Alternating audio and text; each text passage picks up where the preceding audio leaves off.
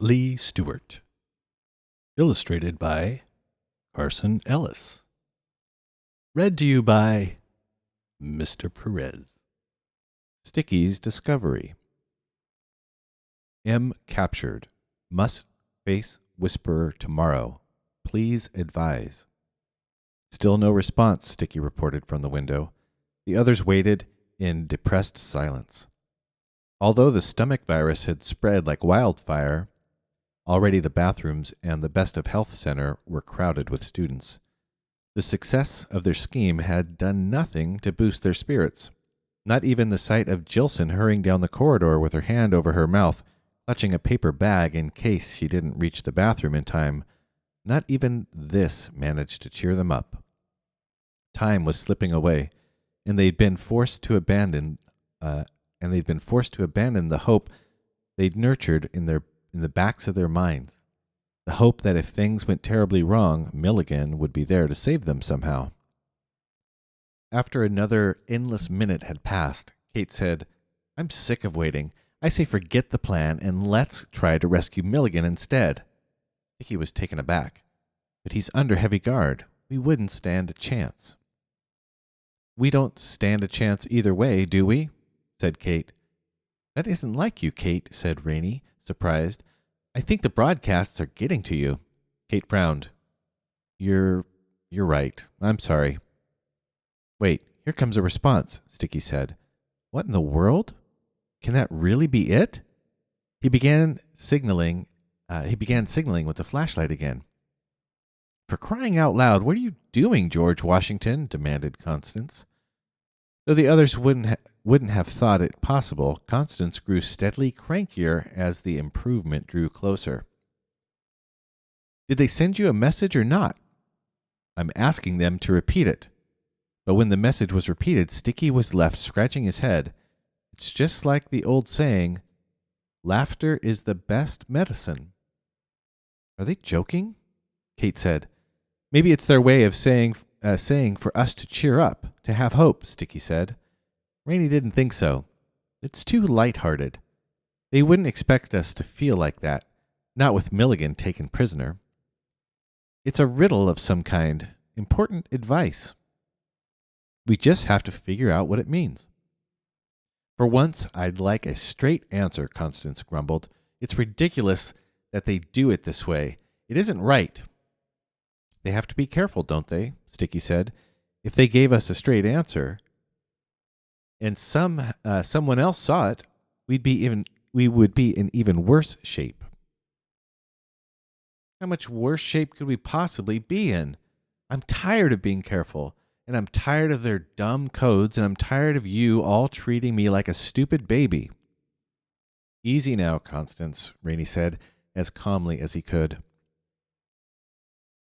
"We're all frustrated and upset, and I know you're scared." "Shut up," Constance snarled. "I'm sick of you, too. Who made you king, anyway?" "Why don't you shut up?" Rainey snapped. With that, the first time Rainey had ever spoken so sharply to her, Constance lapsed into furious silence. The others, disgruntled, turned their energy towards solving the riddle. But Sticky and Kate were not the best puzzle solvers, and Rainey was lost in his mental fog bank, and the Whisperer high up on its tower kept shimmering like a lighthouse beacon through that fog. After a half an hour of useless guessing, the children had come no closer to an answer, and Constance abandoned her silence in order to mock their efforts. Rainey put his head in his hands. "Okay, Constance, I give up. Is that what you want? None of us can concentrate while you're being this way. I say we adjourn and get a few hours of sleep. Maybe the rest will help." Constance, who felt very desperate indeed, could not control herself. "Rest?" she sneered. I thought what we needed was laughter. Isn't that what the stupid old Benedict said?" "Well, hardy har har, that's the funniest thing I've ever heard." "You're hopeless," said Kate, who'd been in an awful mood to begin with, and now had lost all patience. "Rainey's right. Let's go back to our rooms." She scurried up a rope into the ceiling. And as she hauled Constance after her, she whispered down, "We'll be back before dawn, or at least I will. If she's acting like this, she can rot in our room for all I care." The gap in the ceiling closed. Rainey and Sticky looked at each other. Everything seemed to be falling apart, and neither boy could hide his worry. It was written plainly on both of their faces. "If you think of anything at all," Rainey said. Sticky nodded. "I'll wake you up. You do the same." Fully dressed and fully miserable, the boys climbed into their beds, still going over the message again and again in their heads. Laughter is the best medicine. Laughter is the best medicine. By midnight, neither had come up with anything. By 1 o'clock, Sticky was whimpering himself to sleep. By 2 o'clock, Rainey was abandoning his last letter to Miss Purmall, starting over, then abandoning the new one as well. Too anxious even to think about being anxious. His mind returned to Mr. Benedict's message. Why laughter? He wondered for the 100th time. Why medicine? It's something that cures illness or solves a problem, maybe, but what problem? But the answer remained maddeningly elusive. Rainey decided he would have to stay awake. There was no way he could sleep, anyway. Not until he figured out the message. Having made this decision, he sighed, rolled over to get comfortable, and fell asleep. Sometime before dawn, Rainey awoke with a start. His mind had been working furiously as he slept. He swung down off his bunk and shook Sticky. Sticky opened one eye, then closed it to open the other, as if too afraid now to look at the world with both at once. What? Sticky, wake up! This time Sticky blinked both eyes. What time is... He sniffed and rubbed his head, coming slightly more awake. Oh, has something happened? I have an idea about what Mr. Benedict meant, Rainey said excitedly. I just don't think it's quite right yet. I think maybe it's half right. Let me tell you about it, and then you tell me what you think. Sticky sat up, fully awake now. I'm all ears. But no sooner had Rainey began than a knock sounded on their door, and S.Q. Padillion, not waiting for a response, poked his head into their room. What? Already up? Good boys. You must have guessed all the other messengers are down for the count, and Mr. Curtin needs you again right away. He's had to cancel half his night sessions thanks to the stomach bug. Good thing you two are already over it, eh? Can you imagine anything worse than not being able to go when Mr. Curtin summons you? The moment had arrived too soon. No one had expected such an early morning session. Snatching a pen from his desk, Rainey scribbled something on the palm of his hand. What are you doing? SQ said. Just writing down something I don't want to forget. I do that sometimes, SQ reflected. Only I usually forget to write something on my hand, and I usually forgot I wrote something on my hand and wash it off before I remember. What are you writing? Remind me to tell you later, Rainey said. Right. We don't want to keep Mr. Curtin waiting. Well, come along then. The boys followed SQ out the door. In the corridor, a few weak-kneed, pasty-faced students were making their way to and from the bathrooms, and a group of silent helpers worked double duty to keep the floors mopped. SQ, cheerful now that he'd made up for his earlier blunder, smiled and patted the miserable students as he passed along. Hang in there. Chins up. Look on the bright side. It could always be worse. The trip to the Whispering Gallery didn't seem nearly long enough. The blindfolding, the walk to the secret entrance, the exhausting climb up countless steps, all of it seemed to pass in one excruciating instant. Then SQ was removing their blindfolds and pressing the intercom button. Raynard Muldoon and George Washington here for their sessions, Mr. Curtin.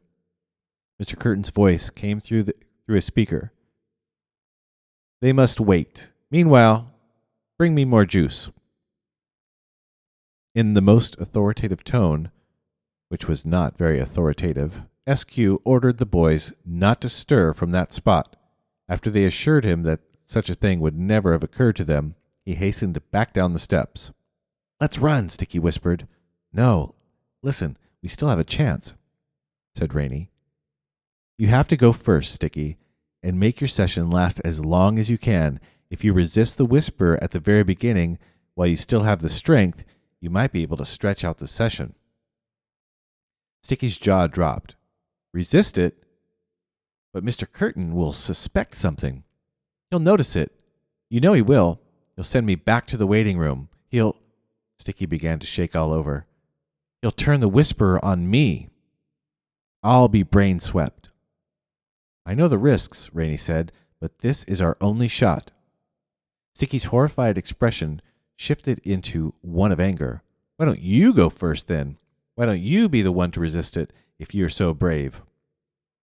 "I need to try to signal the girls," Rainey said. He grabbed Sticky's arm. "We can do this, Sticky." Sticky looked doubtful, even suspicious. "How do you propose to signal the girls? How—" The whispering gallery door slid open, and Martina Crow came out, her expression pleasantly befuzzed. She was so content she almost didn't bother to sneer at them.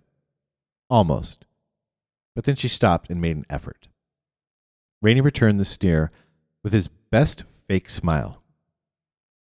"Did you just have a session with the Whisperer? I thought you were an executive now." "I'm such a young executive, I can still do messenger work in a pinch," Martina boasted. "And this is definitely a pinch. I've never seen so many upchucking kids in my life." "You haven't gotten sick?" "Sick of being hungry is all. I was so busy capturing that spy last night, I missed supper. That's the price you pay for being an executive, doing the important work. Not that you boys would know anything about that." With an immensely self-satisfying and condescending expression, Martina walked on, saying over her shoulder, "Hurry on in, boys. I'm off to another duty. You'll notice I don't have to wear a blindfold either." The moment she was out of earshot, Rainey whispered, "You have to trust me on this, Sticky. To give us a chance, you have to go first. It's our only hope." Sticky's face was a mask of doubt. "Boys, get in here," Mr. Curtin called. Rainey tried to make one last plea to his friend, but Sticky turned and plunged into the whispering gallery without looking back. Rainey had no choice but to follow. Taking a deep breath, he walked into the whispering gallery. Where his breath escaped like air from a balloon, there it was, the Whisperer. Rainey's eyelids fluttered. Stepping into its presence was like stepping into a warm bath. He wanted to take a seat in it and never climb out. "You have to fight," Rainey told himself, and with great effort he tore his eyes from the seductive machine to look at Mr. Curtin. Mr. Curtin seemed tired but eager. "Welcome, boys. I trust you are fully recovered. You have your strength up?" "Yes, sir," the boys said together. "I hope so. Only a tiny handful of messengers have recovered, and I've worn them all out. You saw I was resorting to an executive, a rare thing, as older children are much less effective. But I've put off my schedule, and I'm raging against the delay. If only this infernal stomach sickness hadn't emerged, my project would already be complete." "Sorry to hear that, sir," said Rainey. "No matter, my young friend. The problem will soon be rectified, for I intend to finish right now." Rainey sucked in his breath. You mean, Sticky stammered. "I see you're quite tongue-tied by the honor. That's right, George. You boys shall personally preside over the completion of my project, if all goes well, that is." The boys forced weak smiles. Mr. Curtin clapped his hands together. "Now, here is our task. First, we shall have a last session devoted to old material. the last of the lessons. Then we shall have a session of entirely new material hot off the presses. Mr. Curtin waved his journal triumphantly. I've just completed it. Rainey tried to stall. Shouldn't we take time to study it, sir? No, Reynard. In this case, simplicity is essential. My whisper is designed to soothe troubled minds, and nothing soothes the mind more effectively than a simple answer to a complicated problem. Mr. Curtin, sir? Sticky asked. Do you still plan to close the Institute? At this unexpected question, Rainey glanced sharply at Sticky. He was stalling too. Or was it the opposite? Had Sticky already given up? Mr. Curtin chuckled. Don't worry, George. I haven't forgotten you. The other students will be sent home tomorrow. I have chosen to answer a higher calling and will be serving the public in a much grander capacity. But I have you boys in mind as personal assistants, to be groomed as executives as you mature. You really want us, then? Sticky asked. But of course I do, Mr. Curtin said, and with an encouraging smile. I could use you both. And the sooner the improvement begins, the sooner you'll begin your new life. What better motivation to perform well, eh? Sticky's lip quivered. I'm here with the juice, sir, SQ's voice called through the intercom speaker. Finally, Mr. Curtin grumbled, his smile instantly vanishing, as fake smiles often do. He pushed a button on the arm of his wheelchair. Rainey, who had been watching Sticky in bleak despair, noted which button Mr. Curtin pressed. If Kate and Constance managed to come, he could open the door. But what were the chances of that? First, Sticky would need to resist Mr. Curtin's invitation, and with the pull of the whisper so powerful, with Mr. Curtin now so likely to succeed, could Rainey hold out hope for this? SQ brought their juice and tripped out again. Mr. Curtin sipped from his paper cup with an expression of eager contemplation, and then the moment had arrived. Very well, Reynard, let's improve the world. You may take your seat in the Whisperer now. Rainey stared pleadingly at Sticky, whose expression was impossible to read.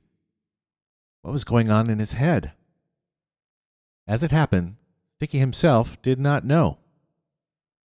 There had been times in Sticky's life when an important question would flummox him no matter how well he knew the answer, and times he had run away from his problems, and times when he'd felt himself paralyzed when action was needed the most.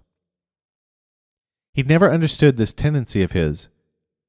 He knew only that he rarely lived up to expectation, and for this reason had clung so fiercely to his nickname. Any boy with a name like George Washington must surely have great things expected of him.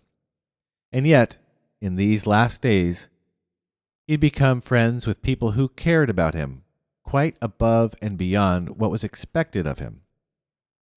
With perfect clarity, he remembered Rainey saying, I need you here as a friend. The effect of those words, and of all his friendships, had grown stronger and stronger, until, though he couldn't say why he didn't feel mixed up now, at the most desperate moment yet, he knew it to be true. There was bravery in him. It only had to be drawn out. So it was that Sticky stepped in front of Rainey and said, May I go first, Mr. Curtin? I've been looking forward to this ever since my last session. Mr. Curtin laughed his screechy laugh. I dare say Rainey feels much the same, George. But let's not quibble. Reynard went first last time. You may go first this time. Take your seat. At last, Sticky met Rainey's gaze, which was now full of gratitude and admiration. With a quick nod, Sticky turned and climbed into the Whisperer. Immediately, Mr. Curtin whizzed over to sit behind him, fitted his head inside a red helmet, and barked, "Leah, drop the curtain!" The cuffs sprang up around Sticky's wrists. The blue helmet lowered. "Sticky Washington," Sticky said aloud, closing his eyes. Rainey watched his friend's face grow tense with the effort of resisting. He knew the whisperer wanted Sticky's given name. Sticky Washington, Sticky repeated. Hold on, Sticky, thought Rainey, his eyes darting to Mr. Curtin's face, which seemed both tired and troubled. Had Mr. Curtin already sensed a problem? He was frowning with concentration, his eyes closed. How long could Sticky hold on, knowing his resistance might betray him? Knowing all he must do to relieve his terror was cooperate? Knowing he was but moments away from that wonderful relief? It would be like trying not to scratch the most powerful itch anyone had ever known. Rainey moved silently to the window. Sticky Washington, Sticky said again, in a much weaker voice, and Rainey knew they hadn't much time. Mr. Curtin's eyes were still closed.